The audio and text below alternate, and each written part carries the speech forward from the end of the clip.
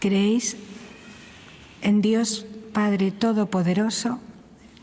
Sí, creo.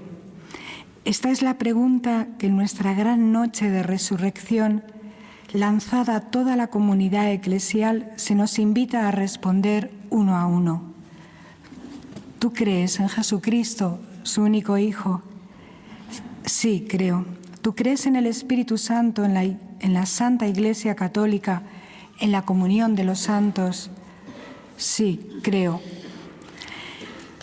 En la comunión de creyentes, la cadena de síes, resucitados y resucitadores son lanzados como dardos de fuego en la noche de este mundo, en la noche de este mundo.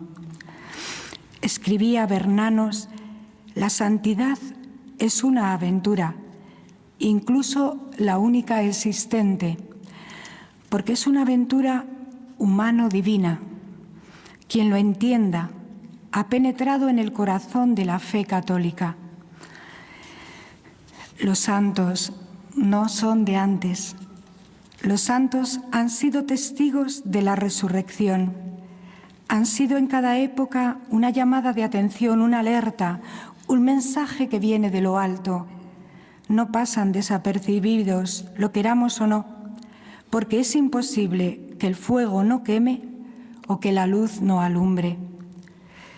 Pero la presencia de los santos también hoy es incómoda, desentonan del resto, son signo de contradicción como su maestro, y aunque son inofensivos, con su modo de vivir y proceder, molestan a un mundo que a veces se empeña en vivir en tinieblas.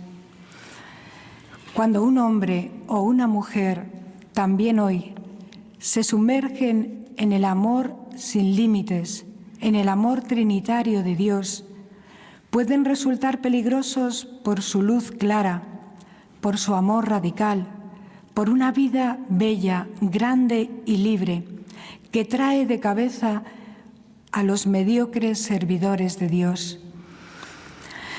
Los sagaces de este mundo piensan que están muy bien los santos en el cielo y en los altares. Prefieren no acercarse, a espuelas que, sin pretender denunciar, evidencian modos de obrar indignos y desvelan frustraciones que se venden como logros. Pero cuando se presentan los santos ante los corazones inquietos y sedientos, como hoy aquí, que no queremos conformarnos a este mundo, son capaces de despertar un interrogante muy, muy personal.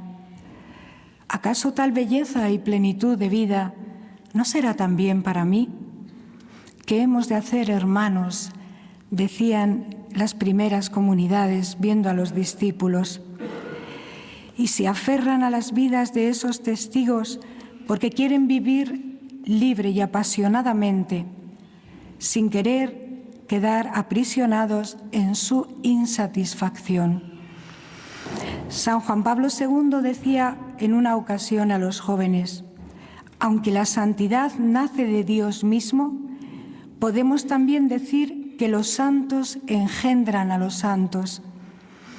Europa necesita testigos que sean creíbles, valientes hasta la sangre.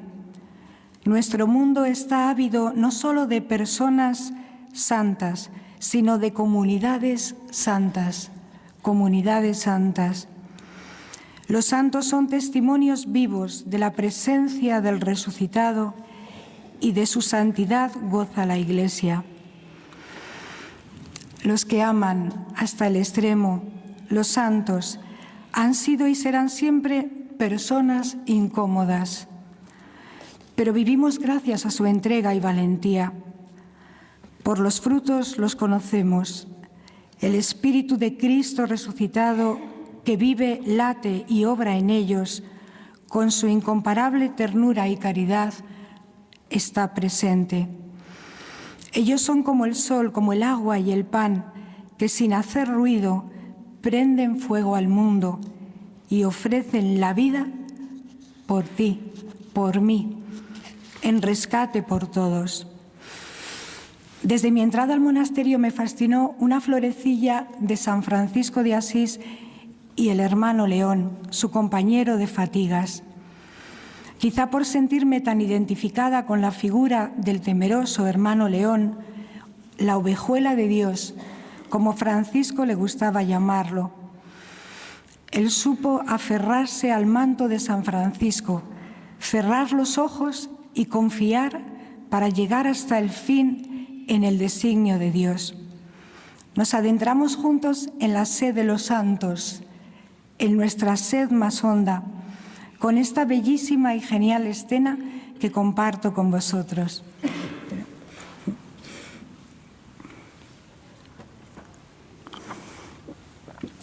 «Es un peligro que Francisco haya orado durante 3 días con su Señor», exclamó el hermano León. «¿Quién sabe en qué abismo me arrojará tras su secreto e íntimo encuentro con Dios?» «Valor, León», me dije, «valor». Francisco apareció a la entrada de la gruta, resplandecía como un fuego ardiente y me tendió la mano. «Y bien, hermano León», me dijo, «nos ponemos en camino». Adivinando mi miedo, mi temor, con voz potente gritó: «¿Quieres saber lo que Dios me ha dicho sin tregua durante estos 3 días con sus noches?» No basta, no basta. Dios repite incansablemente: no basta. ¿Dónde están los que me aman? E insistía: que no basta, León. Escucha, ovejuela de Dios. La voz de Francisco se enronqueció y una lágrima brotó de sus ojos. Yo sentí compasión por él y le pregunté: ¿pero qué quiere de ti ahora, hermano Francisco? ¿Acaso no acabas de reconstruir San Damián? No basta, León, no basta. ¿Es que no has dejado padre y madre? No basta. ¿Es que no has besado al leproso que te repugnaba? No basta. ¿Qué quiere de ti ahora, hermano Francisco? Francisco respondió: he preguntado al Señor, ¿qué quieres de mí? Porque no hay mayor alegría que la de obedecer a la voluntad de Dios. ¿Sabes por qué, hermano León? ¿Cómo podría saberlo, Padre, si tú no me lo explicas? Porque en el fondo de nosotros mismos no deseamos sino lo que Dios desea, solo que lo ignoramos. El Señor desciende en nosotros, despierta nuestra alma y le señala lo que desea casi sin saberlo. Este es el secreto, hermano León. Obedecer a la voluntad de Dios significa obedecer a nuestra voluntad más sedienta y verdadera. Sí, en el fondo de la criatura dormita un servidor de Dios. Hermano León, he escuchado su voz y tú también la has escuchado. Id y predicad al mundo entero. El reino de los cielos está entre vosotros. Esa es nuestra tarea, hermano, compañero de lucha en el reino de Dios. Ahora reunamos en torno nuestro a cuantos hermanos podamos, muchos, muchísimos, capaces de predicar, corazones capaces de amar, pies capaces de caminar largo tiempo. Seamos los nuevos cruzados y partamos todos juntos a Tierra Santa para liberar el Santo Sepulcro. ¿Qué Santo Sepulcro, Padre? ¿Qué Tierra Santa? No entiendo de qué me hablas. León, el hombre es la tierra a la que Dios nos envía, porque el hombre, creado a imagen y semejanza de Dios, puede, sin embargo, convertirse en un sepulcro en el que Cristo yace enterrado. Hay tantos hombres que lo tienen dormido. Vayamos a despertarlo, hermano León. Es necesario que Dios reviva en su criatura, y a esta misión deseo entregar toda mi vida. Hasta ahora nos hemos ocupado tan solo de nuestras míseras personas, de nuestras almas y de nuestra propia salvación. Y no basta, hermano León. Ahora tenemos que luchar y ocuparnos por la salvación de todos y cada uno. Adelante, partamos en busca de nuevos compañeros, que tú y yo no bastamos. Necesitamos millares, porque la mies es abundante y tú y yo somos pocos. No dije nada. Lo seguí mientras me decía a mí mismo: es un abismo el que nos separa. Yo, muerto de miedo, con pavor, me agarré al manto de San Francisco y avanzaba junto a él, atento a sus palabras. Nada llevaremos para el camino, así lo quiere él. Nada, nada es nada. Solo nuestro ser, nuestros ojos, nuestro abrazo, nuestros brazos, nuestros pies, nuestras bocas para anunciar a Cristo vivo entre nosotros. ¿Tampoco llevaremos las alforjas?, pregunté, apretándolas desesperadamente contra mí. No, las alforjas tampoco. El Señor nos quiere libres, respondió Francisco. Pero nos ha costado mucho llenar las alforjas, están llenas de alimentos. Comamos al menos antes de arrojarlas. Francisco me miró con tanta compasión y me dijo: come tú, hermano León, yo puedo resistir el hambre. Me senté en el suelo, abrí las alforjas y me puse a comer con avidez. Había una bota de vino y bebí entero su contenido. Comí y bebí cuanto pude, aún más, como el camello que se prepara a cruzar un desierto. Con Francisco nunca se sabe. Mientras tanto, Francisco me hablaba como una madre. Vayamos, hermano León, que no hay tiempo que perder. Con lágrimas en los ojos repetía: ay, el amor no es amado, ay, que el amor no es amado.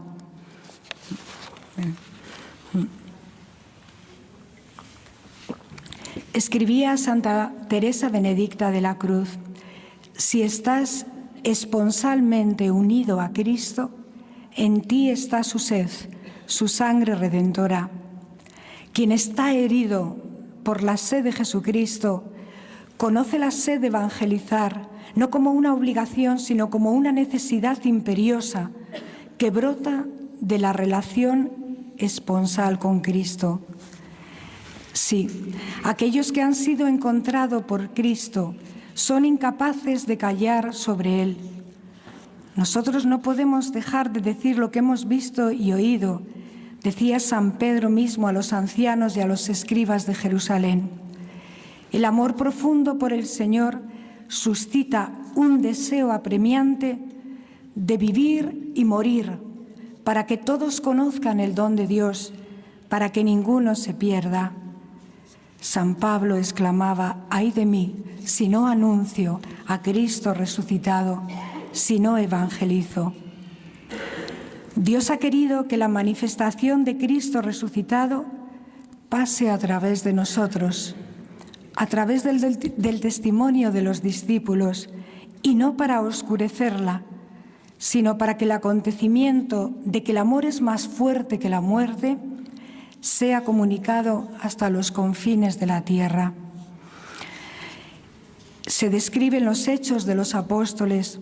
Los discípulos daban testimonio de la resurrección del Señor Jesús con gran poder. Una gracia grande, inmensa estaba sobre ellos y llenaban las ciudades de alegría. Llenaban las ciudades de alegría. Pero, ¿de qué manera daban testimonio de la resurrección y con gran poder? El testimonio de los apóstoles radica en el hecho de que su fe se funda en la experiencia de Cristo. He conocido el amor, creo en Él. En su estar con Él, en la familiaridad con Cristo resucitado. Tanto que todos, dice los Hechos, sabiendo que eran hombres sin instrucción ni cultura, pobrecillos, estaban maravillados y los reconocían como aquellos que habían estado con Jesús. Lo reconocían simplemente como aquellos que habían estado con Jesús. De hecho, San Pedro está tan asombrado por la cercanía del resucitado para con él y con la comunidad de los primeros discípulos que casi no consigue dar otra prueba de la resurrección de Cristo a no ser familiaridad. Nosotros somos testigos, nosotros que hemos comido y bebido con él. Daban testimonio con gran poder. ¿Qué poder? El poder del amor. Este es nuestro distintivo. Mirad cómo se aman. El poder del bien, de la verdad, de la bondad, de la belleza, de un amor que ha tomado posesión de ellos. Un amor que vence, que tiene las llaves de la muerte y del abismo, y toda su esperanza está puesta aquí, en un cuerpo, en una encarnación, en Cristo resucitado que vence. Lo más fascinante del cristianismo es que el fin de la comunión de los discípulos de Cristo no es denunciar el mal o la lucha contra el mal, sino irradiar el bien, pasar haciendo el bien. No tenemos tiempo para la denuncia o para la condenación, solo tenemos tiempo para pasar haciendo el bien. Conocerán que sois mis discípulos por el amor que os tenéis. Y de este envío ha de estar impregnada la Iglesia y cada comunidad, la nuestra, la vuestra, por pequeña que sea. El distintivo es: mirad cómo se aman. Día tras día, a vosotros, a nosotras, llega una petición constante: rezad por mí, ora por mi hijo, ora por mi hija, por mi madre, por mi padre, por mis amigos, etc. Sí, son súplicas con esperanza, dolorosas, dramáticas, porque quien ama sufre. Es doloroso amar a alguien y ver que agoniza en vida y no poderlo revivir, no poder hacer nada. ¿O sí podemos hacer? Se acercan a la Iglesia, como en otro tiempo a los discípulos, buscando la presencia sanadora de Cristo Jesús. A vosotros, a nosotros, a nosotras nos llega el dolor y el sinsentido del hombre de hoy que sufre la ausencia de Cristo, el oscuro silencio y soledad de no saber quién eres, de quién eres, quién es tu primero y tu último. Cuando Cristo yace muerto, enterrado en el corazón, al hombre no le queda más que vacío. No hay nada ni nadie que responda a los interrogantes y deseos más profundos. La súplica de las súplicas, al menos en nuestra casa, es: mira, ora, no encuentras sentido para vivir. Perdón. Estoy contenta pero emocionada y entonces te pones un poco nerviosa, ¿vale? Pero mientras no faltan quienes intentan demostrar que Dios ha muerto, como dicen algunos filósofos, entre ellos Nietzsche, son incapaces de ver y darse cuenta de que Dios está vivo en medio de ellos. Nosotros somos testigos de su amor gratuito e incondicional.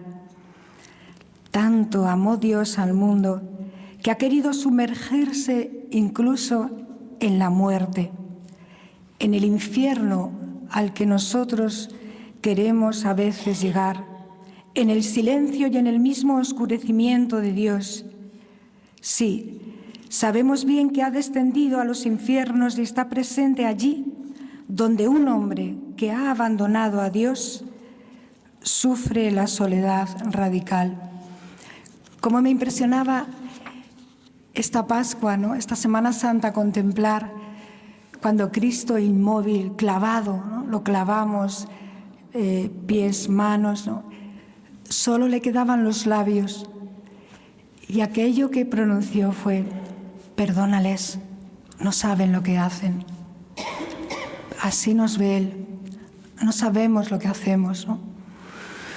Escribía el Papa Benedicto: la soledad, que de tantos modos se trata de ocultar, negar o anestesiar, pero que es la situación real en que se encuentra el hombre, es lo más contrario a su ser, a su esencia, que nos dice que el hombre no puede estar solo, que necesita siempre la compañía y no el aislamiento.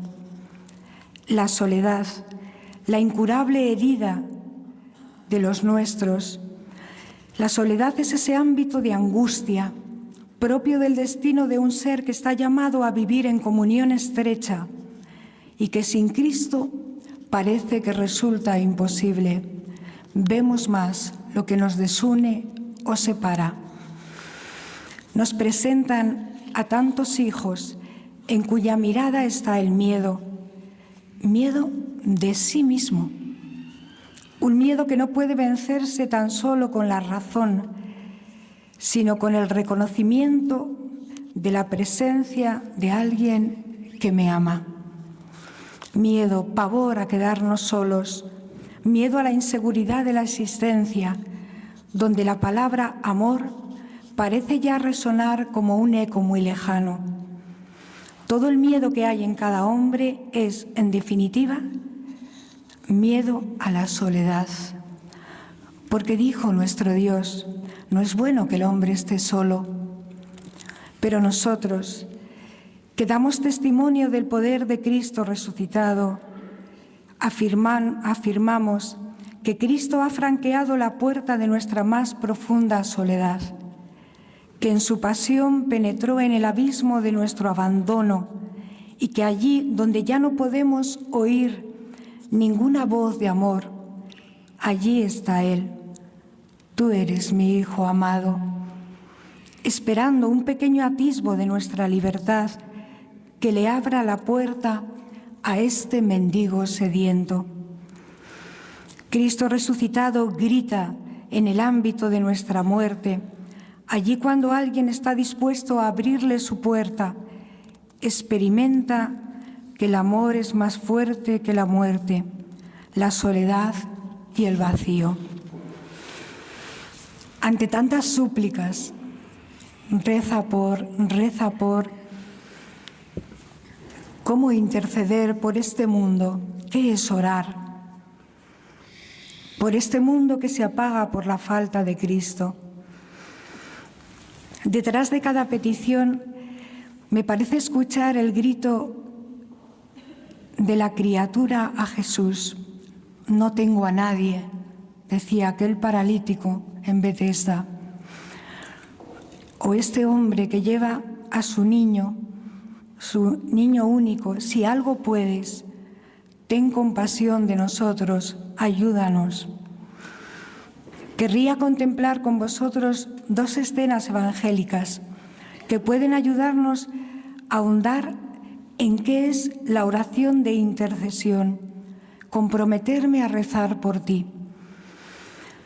El Evangelio del Padre que suplica a Jesús la curación de su Hijo único y el del paralítico que llevan entre 4 ante Jesús. ¿Lo recordáis? ¿No? Comienzo con el del Padre que suplica la curación. Si algo puedes, ten compasión de nosotros, ayúdanos. Es la súplica que brota de los labios de un Padre que presenta ante Jesús y sus discípulos un hijo atormentado, gravemente enfermo. ¿Qué dijo Jesús ante un dolor tan grande? Mi hijo está atormentado, traédmelo a mí, descánsalo en mí. Con esta súplica nos marca el camino de la oración, de intercesión y de amor. Parece querer decirnos: venid a mí, permaneced en mí, sin mí no podéis hacer nada. Yo soy vuestro. Ante el dolor y el drama humano que necesita redención, liberación, salvación, ¿de qué serviría aliviar a mi hijo con síntomas de una enfermedad grave, solo aliviarlo un rato. Nuestra misión, nuestra tarea es llevar todo y a todos a la presencia de Cristo. Estamos ante un evangelio que es uno de los diálogos más intensos y maravillosos entre la oración sufriente de un padre y la misericordia de Jesús, que afirma: todo es posible para el que cree. Todo es posible para el que cree. Esta impactante escena evangélica la han recogido los tres sinópticos, los tres evangelistas, Mateo, Marcos y Lucas.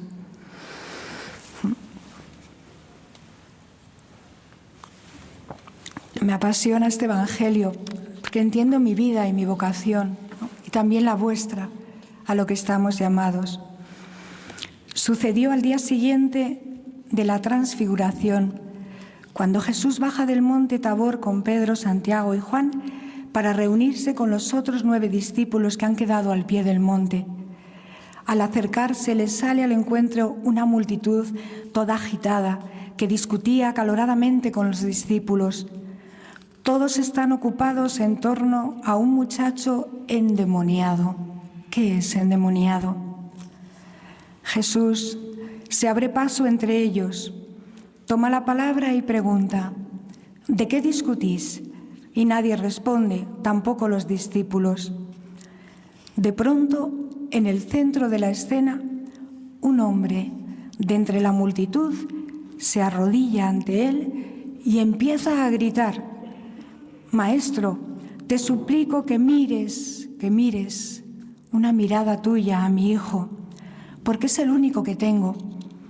He aquí que un espíritu se apodera de él, un espíritu mudo que lo derriba y lo atormenta. Mi hijo está mal.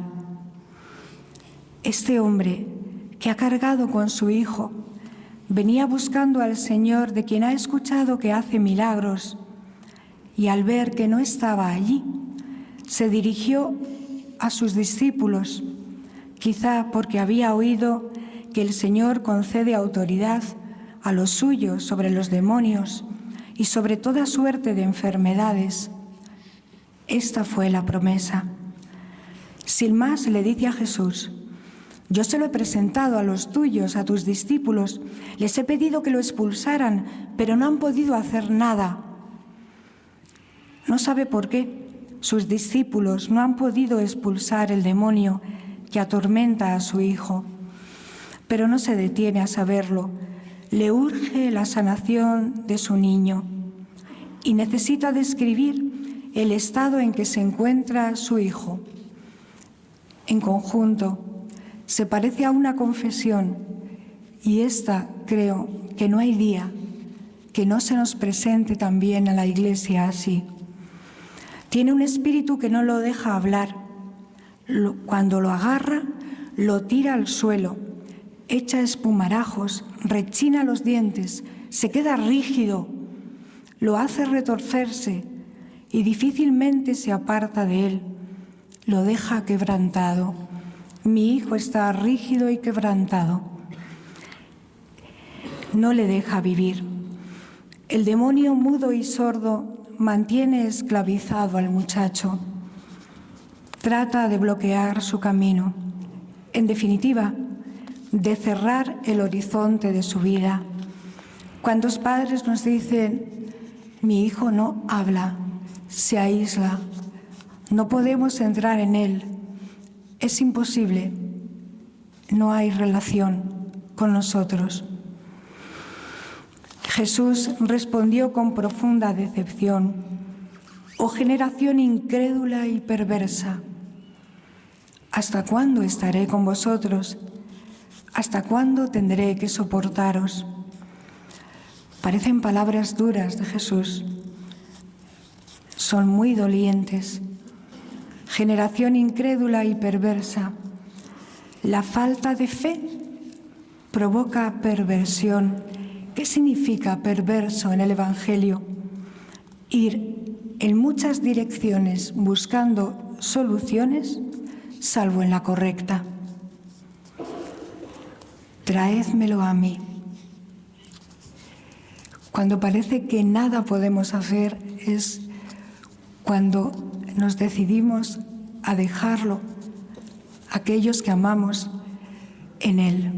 Mientras tanto, tomamos todas las direcciones, todas las terapias, todas las soluciones, todo lo que podamos, pero nos olvidamos de la más importante. ¿Con quién se aira Jesús? Ciertamente no se aira con este pobre padre angustiado, se aira con sus discípulos.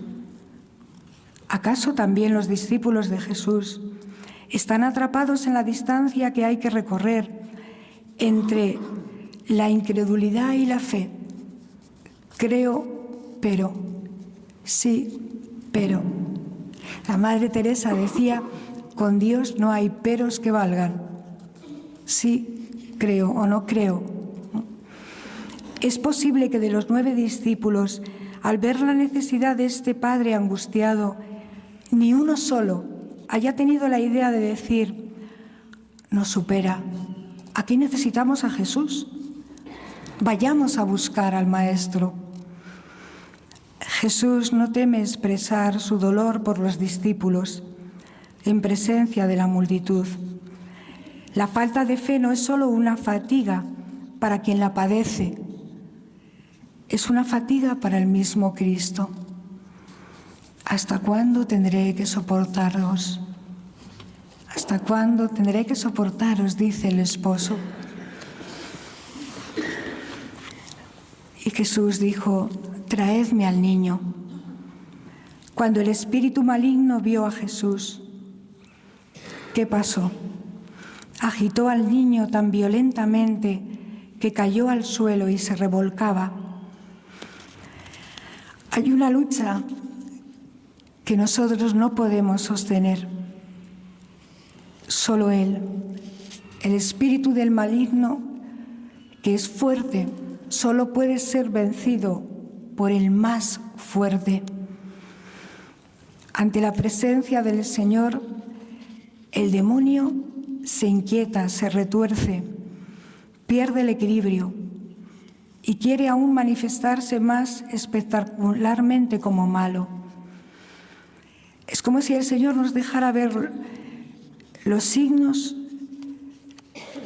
de una libertad que prefiere el mal y que finalmente, tras hacer lo que queramos, sin límites, estamos tristes en el suelo, revolcándonos. Jesús preguntó a su padre, ¿desde cuándo le sucede esto? El padre respondió a Jesús, desde niño. Y muchas veces le arroja al fuego y al agua. Solo le ha preguntado desde cuándo y el padre desahoga, no puede no desahogar su corazón y le arroja al fuego y al agua. El mal siempre viene camuflado, porque el agua, que es para saciar y purificar, y el fuego para caldear e iluminar, pueden ser utilizados como destrucción. Yo veo que los jóvenes no siguen directamente el mal, sino que la barrera entre el mal y el bien no la saben discernir hasta que experimentan que tras hacer lo que quiero, como quiero, con quien quiero, solo queda estos signos: revolcarme, tristeza, suciedad, sentimiento de no servir para nada. Está claro que estamos hechos para el bien. La necesidad en la que se encuentra el Padre es extrema. Con una súplica dramática, tímida y humilde, pero llena de esperanza, dijo a Jesús: si algo puedes, ayúdanos, compadécete de nosotros. Es precioso porque habla en plural. El que está enfermo es el Hijo, se supone, y sin embargo dice: compadécete de nosotros, si algo puedes. Es una fe todavía la nuestra que se mueve entre la incredulidad, sí, pero si algo puedes. Y Jesús toma esta frase concreta de nuestra, ¿no? ¿Cómo que sí puedo? Estás expresando esperanza y duda. Todo es posible para quien cree. No se va a dar un milagro sin ti. Porque oramos y decimos, ahí te dejo a mi hijo, está enfermo. Y él te dice, todo es posible si tú crees. Todo es posible para quien cree en la omnipotencia de Dios. Pero tú formas parte de esa sanación de tu hijo, de ese milagro. Cristo podía haber realizado el milagro inmediatamente, pero no. Se detiene porque quiere curar también al Padre que lo presenta. Le invita a ponerse poco a poco en camino hacia la madurez, para que a través de la situación dolorosa de su hijo comprenda también que tú estás necesitado. Al instante el padre del muchacho gritó, creo, Señor, pero ayuda mi poca fe. Creo, Señor, pero ayuda mi poca fe. Me detengo un segundo aquí. A veces cuando oramos por los demás creemos, yo lo presento ante Dios o a la Iglesia porque tengo mucha fe.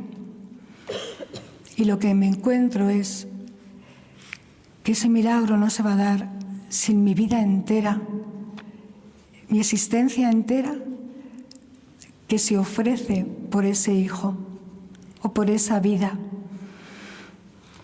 Todo es posible para quien cree. El Padre es puesto en la situación de confesar su fe y descubre su verdad. En el mismo momento que dice creer, se da cuenta de que le falta fe. Quizá porque solo a veces pedimos que deje de sufrir, que apruebe un examen, que triunfe. ¿Qué pedimos de verdad? Amamos de verdad. A la luz de lo eterno, a la luz de los que nos han mostrado el camino. Pedimos bien por los que amamos, ¿no? Confesar la fe y la incredulidad es el camino de la resurrección del Padre. Se puede decir como una paradoja que nuestra fe parte de nuestra incredulidad reconocida y confesada ante Dios. Creo, ayuda a mi incredulidad. Él también depende de la misericordia de Jesús. Él también tiene que hacer un camino de sanación. Aquel hombre es introducido, como hoy nosotros, en una revelación inesperada. Poder y creer es lo mismo. Todo es posible para quien cree. El Señor le abre a un repentino conocimiento al darse cuenta de que su fe no llega lo suficientemente lejos, porque ese todo para Jesús es todo, realmente todo. Nos autoriza a desear todo para los que amamos y lo envuelve en una gracia nueva para creer más, para desear más, incluso contra toda esperanza. Quiere poner fin a cualquier sombra de duda, de inquietud o de incredulidad. Así el Señor en cada petición no nos pide más, sino que nos enseña a pedirle más a Él, todo a Él. Nos pasamos la vida creyendo, si ofrezco esto, si hago esto por Él, Dios no necesita nada de ti, te quiere a ti, te quiere a ti. pobrecillo, pequeño, pero que solo le digas, tú sabes que te quiero. No le conocemos bien, ¿no? Yo tengo esa impresión. Por eso nos enseña a pedirle a Él todo, la victoria que trajo su propia muerte. Y hay una cosa tan preciosa, ¿no? Que en privado los discípulos se atreven a preguntarle, ¿no? ¿Y por qué nosotros no pudimos expulsarlo? Si nos has dado autoridad, a veces yo que soy de iglesia, que comulgo todos los días, que me confieso, que estamos pasando el recibo a Dios, ¿no? Cuando todo lo que tenemos es gratuidad, ¿no? Y no por nuestros méritos, ¿no? Y Jesús en casa, en privado, le responde: por vuestra poca fe, por vuestra poca fe. Esta clase de demonio, la que tú sabes, eso, que no puedes soltarte, que no puedes decir yo de esto no salgo o de esto no sale esta persona, esta clase solo puede ser arrojada con la oración. Por vuestra poca fe, dice Mateo, porque yo os aseguro que si tenéis fe como un grano de mostaza, diréis a este monte, desplázate de aquí a allá, y se desplazará. Nada os será imposible. Decimos, ¿creéis? Sí, creo. ¿En qué creo? ¿En quién creo? Yo creo que nada nos será imposible si creemos en la victoria del resucitado. La fe convoca toda la fuerza del Señor. La fe deja atrás la propia pobreza y se entrega al Dios de lo imposible. Por eso, toda la vida de Jesús con los discípulos fue: yo he rezado por ti para que tu fe, Cristo rezando por mí, para que mi fe sea confirmada, ¿no? Nos falta fe. Fe es, tú lo puedes todo. De verdad, yo creo que tú, solo tú, Señor, solo tú, ¿no? Yo se lo digo muchas veces cuando me sumo en inquietud, en angustia, y esto, de repente solo descanso en esta palabra, ¿no? Solo tú, mi Señor, solo tú eres el dueño de mi vida, de la historia, del tiempo. Tú eres el primero y el último, el alfa y la omega. Y nos lamentamos por qué escasean los milagros. ¿No será que a veces decimos, rezaré por ti, y en esta velocidad, porque tenemos que ir a otra cosa? Yo últimamente pienso, ¿no? Cuando alguien me encomienda, ora por mí. Y sin decirte por qué, te abre con las personas en la mirada llevan el corazón, ¿no? Las ves dentro y dices, este hombre está sumido en una adicción que no puede salir, o esta persona ha sufrido un abuso, esta persona siente que es rechazada. O sea, cuando decimos, ora por mí, si de verdad acoges a esa persona, ves en el fondo de su corazón, ¿no? Y solo nos queda poder decirle, cree, Él es más fuerte que tu adicción a, Él es más fuerte que aquel abuso que sufriste, Él es más fuerte que todo este sinsentido en el que te has visto metido o has metido a otros, ¿no? Pero es necesario amar. Es que la fe es amar a esa persona con todo el ser. Y creo que una de las causas por las que no suceden milagros es porque somos como héroes en solitario. He comenzado diciendo las palabras de Juan Pablo II que me traspasaron. La Iglesia tiene necesidad no solo de personas santas, sino de comunidades, movimientos, grupos, con un solo corazón, un solo sentir, un solo espíritu, ¿no? Sin comunión, yo creo que la fe se va apagando porque Él nos llamó a estar con Él en comunión. Aquel pequeño grupo se sostenían entre ellos, ¿no?, en Jesús. Jesús afirmó: os aseguro que si 2 de vosotros se ponen de acuerdo en la tierra para pedir algo, sea lo que fuera, lo conseguirán de mi Padre que está en los cielos. Donde 2 o más están reunidos en mi nombre, allí estoy yo en medio de ellos.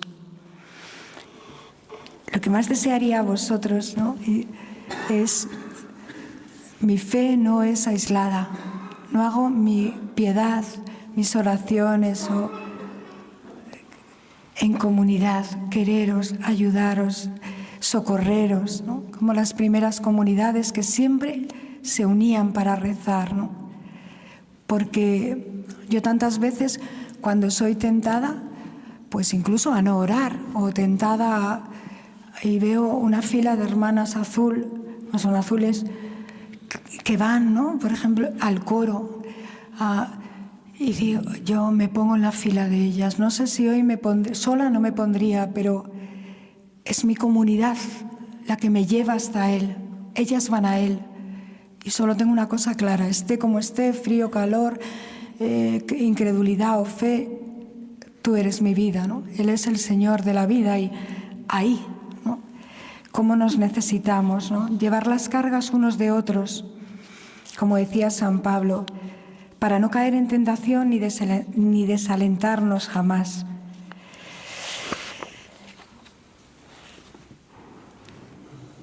Había preparado más, pero voy a saltar porque, bueno, en definitiva, que tenemos que ser como ese otro evangelio que era un paralítico que le llevan entre 4. Me encanta porque cuando se lleva una camilla entre 4 tienen que coordinarse en los movimientos, estar de acuerdo en querer llevar a su amigo, estar de acuerdo en que uno no puede ir para allá, otro para allá en la comunidad, otro para allá, yo pienso, yo digo. Aquí hay un único pensar, único sentir, llevémoslo al Maestro, ¿no? Estaba Jesús en Cafarnaún, dice que estaba en casa, sería la casa de Pedro, abren un boquete, rompen todas las tejas para que ese paralítico se le descuelgue a los pies de Jesús. Eso es orar, romper lo que haya que romper para que esta persona sea presentada a Jesús. Eso es quererle y no pretender yo hacer cosas raras, buscarle ciertos, vamos a decir, de placebo, un poco de... No. La herida más honda, la falta de sentido a vivir, las heridas, la falta de no sentirse amado, no poder amar, la falta de esperanza, solo se curan con el resucitado. Lo demás nos damos paliativos muy pequeños, ¿no? Hay que romper tejados, casas, lo que sea, para romper todo obstáculo para llegar hasta el Señor de la vida. Y ya voy. ¿Está enfermo alguno entre nosotros?, preguntó el apóstol Santiago. Alguno se siente hoy enfermo aquí, ¿no? Que quien más sufre es quien está metido, y lo sabemos bien, en una relación que le hace sufrir, en una adicción que se convierte en un infierno, en un dolor psicológico o físico. Pues si alguno está enfermo, estamos en la Iglesia, ahí hay que ir. Yo recuerdo que cuando a mis 17 años volví a la Iglesia, ¿por qué volví? Porque me fijé y en los primeros puestos estaban los pobres, los tullidos, los ciegos, los que no podían nada. Yo que a los ojos del mundo de verdad lo tenía todo. Estudiaba, sacas buenas notas, deporte, el teatro, no sé qué. Y yo me sentía muerta en vida porque nada daba respuesta a esa sed de eternidad, a esa sed de vivir, ¿no? O sea, yo así me ahogaba. Y en la iglesia vi que todos éramos uno en Cristo Jesús. Nos queríamos, nos socorríamos, nos perdonábamos, nos dábamos esperanza, nuevas oportunidades, ¿no? Por eso, si alguno está enfermo, está en el mejor sitio, pero pida ayuda. El demonio era mudo.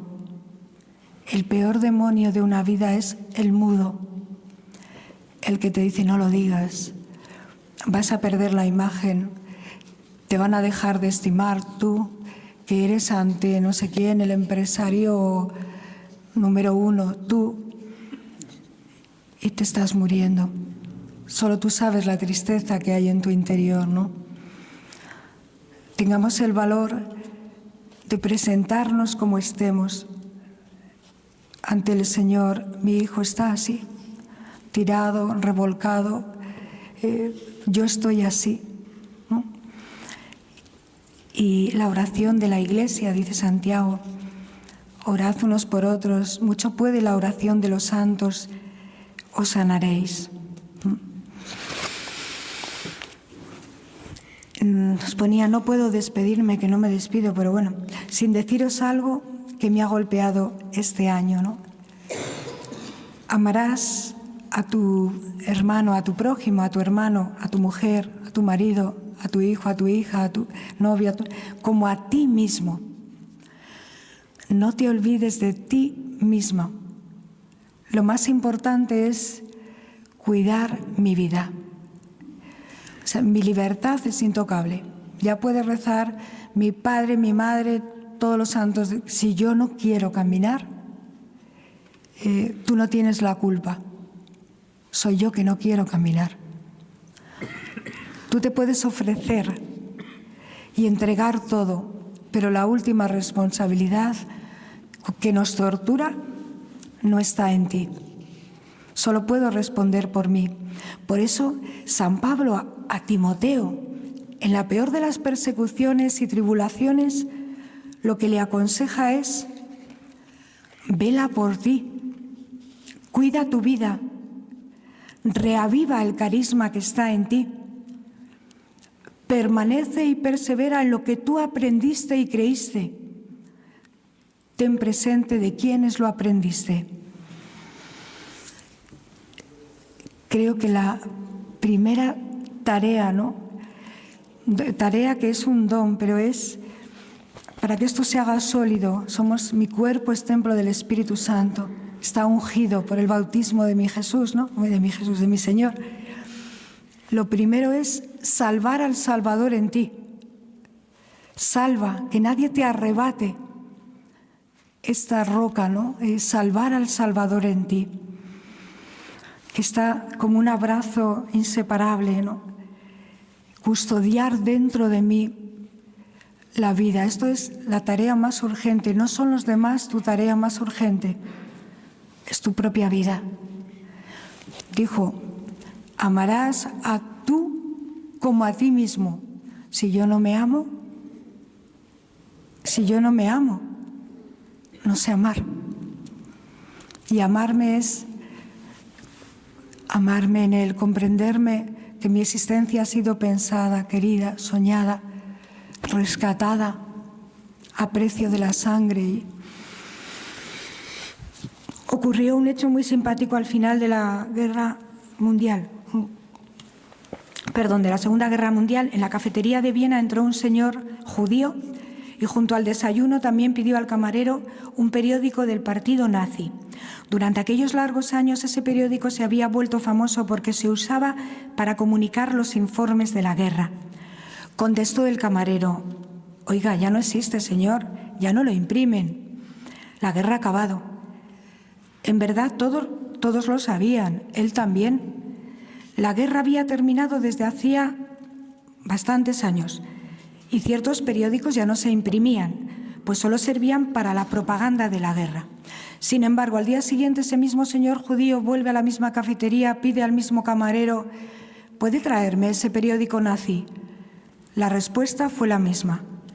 La escena se repitió varios días hasta que ya el camarero enfadado, cansado por la petición, le dijo: «Señor, ¿por qué cada día me pregunta por el mismo periódico, si siempre le repito que ya no lo imprimen, que no existe?» El judío, con una sonrisa, contestó: «Ay, por eso precisamente lo pido. Me hace tanto bien oír que hay ciertas cosas que ya no existen, que ya no se hacen más, que la guerra se ha acabado. Repítemelo cada día, porque así sostienes mi esperanza». Nos necesitamos muchísimo. ¿Quién no necesita que cada mañana se le repita: ahí está el Maestro y te llama? ¿Quién no necesita oír: Cristo vence? Esto que ves no tiene la última palabra, sobre ti la tiene el amor. Yo pedía para vosotros y para nosotras que seamos discípulos guerreros, a tiempo, a destiempo, predicando, ¿no? Que seamos esos ángeles de carne y hueso que nos repiten: no dejes que te hablen tus tinieblas, no dejes que te hablen tus tinieblas, solo te mienten. La verdad es esta, y San Pablo nos la ha dejado escrita. Si confiesas con tu boca que Jesús es Señor y crees en tu corazón que Dios lo resucitó de entre los muertos por ti, por tu salvación, serás salvo. Por eso, que a toda la tierra, a Jerez, desde aquí, alcance el pregón de nuestra gran noche de Pascua. Rotas las cadenas de la muerte, Cristo asciende victorioso del abismo, y los que confiesan la fe en Jesucristo son arrancados de los vicios del mundo, de la oscuridad del pecado, son restituidos a la gracia y agregados a los santos.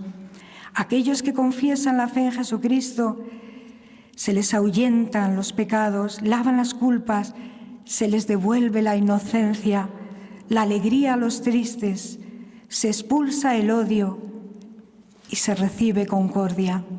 ¿De qué nos serviría haber nacido si no hubiésemos sido rescatados?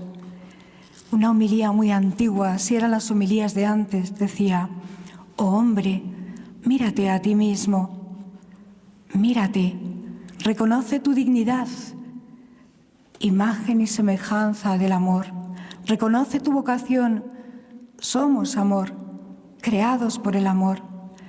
Cristo, venciendo de la muerte, abre ante ti las puertas de la vida y de la inmortalidad». Y solo sé de qué nos serviría haber nacido si no hubiésemos sido rescatados. La vida de María José me lo mostró, a quien queríamos muchísimo, y ella ha vivido muy unida a casa. Yo diría, vale la vida merece la pena ser vivida así. María José ha roto el techo del cielo y nos dice: a la luz de lo eterno, mirad este hoy. Lo que hoy no tiene sentido, si fuera mi último día de la vida, no lo des más valor. María José ha hecho posible que hoy estemos aquí. Ella me ha traído, nos ha convocado, y por eso me grita: en la vida y en la muerte somos del Señor. Ya está.